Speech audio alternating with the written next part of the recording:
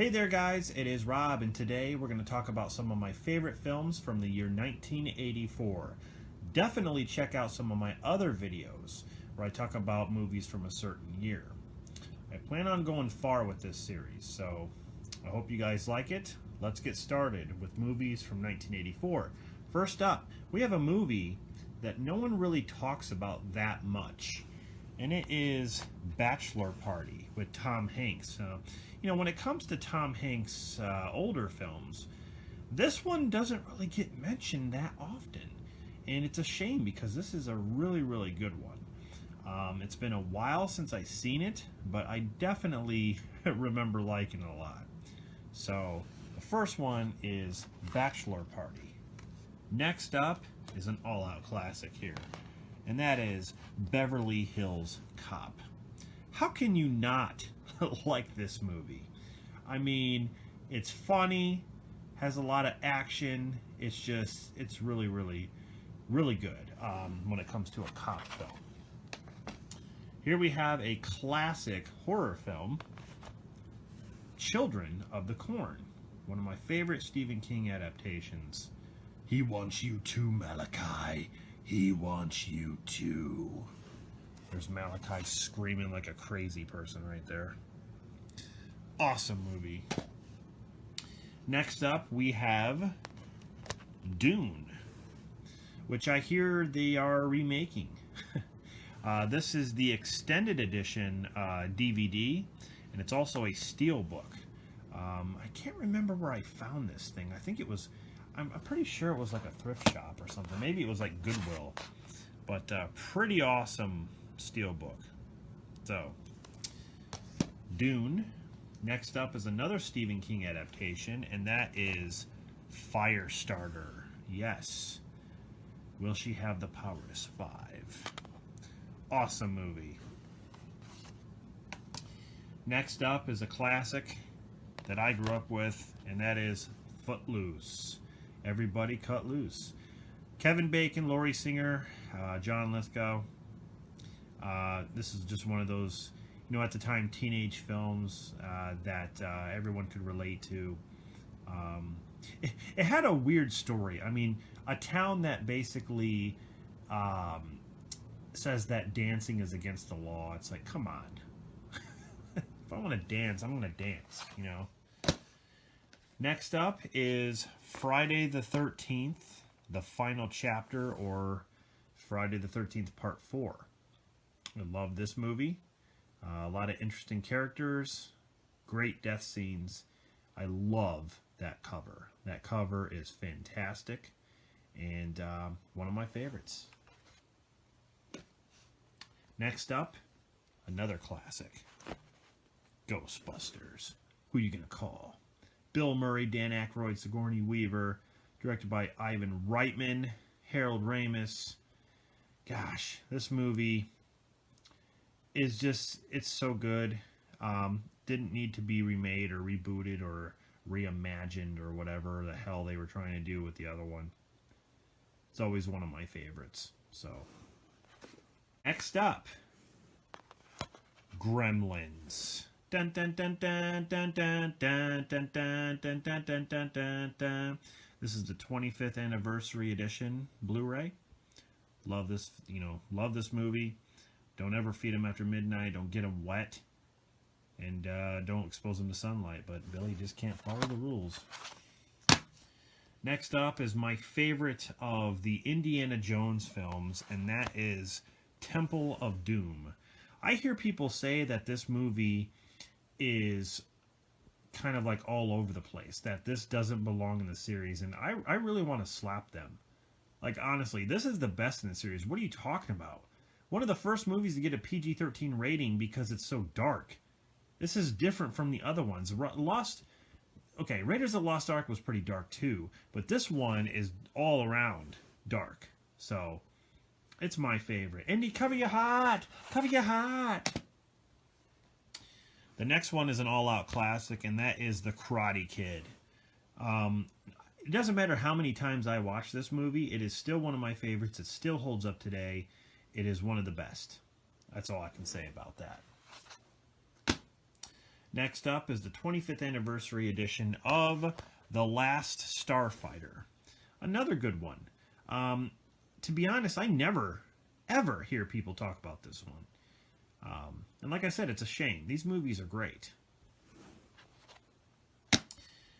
Chuck Norris film, Missing in Action. Now, this is hands down my favorite Chuck Norris film.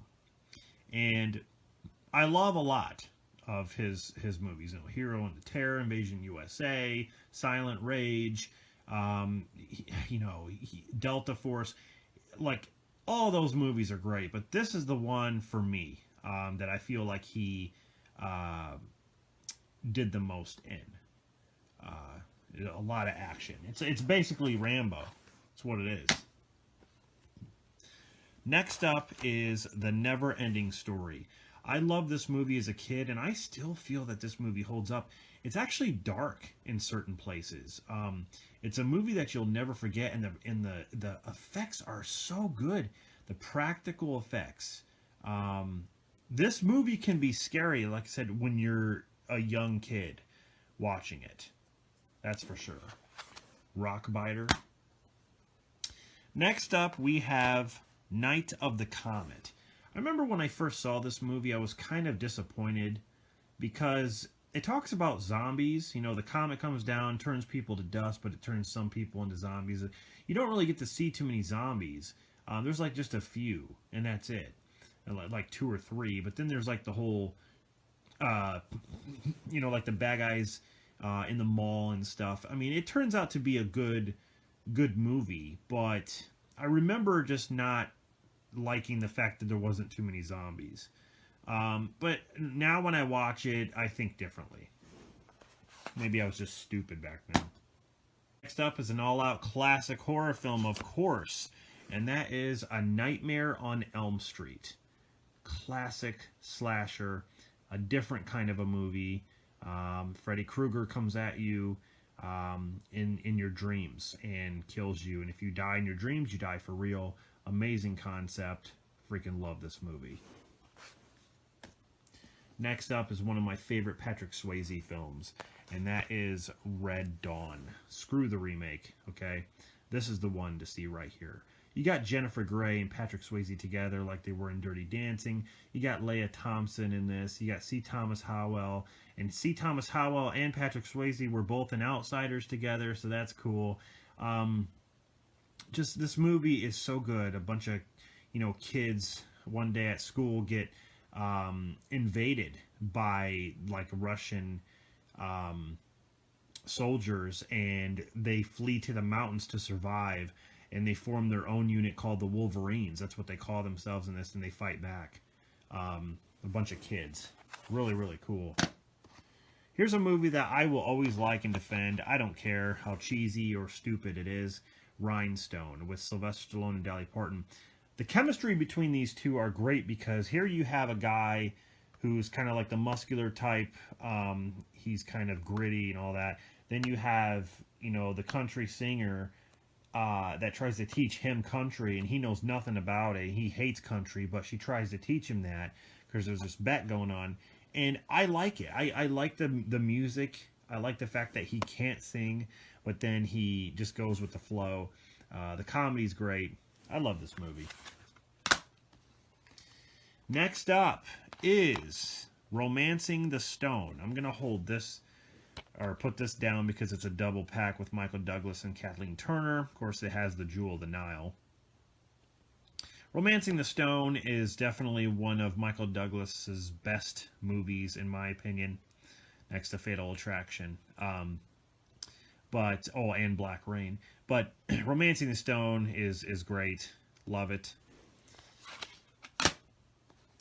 Here's another classic horror film right here. Silent Night, Deadly Night. Do I really need to talk about this movie? Everyone knows this movie.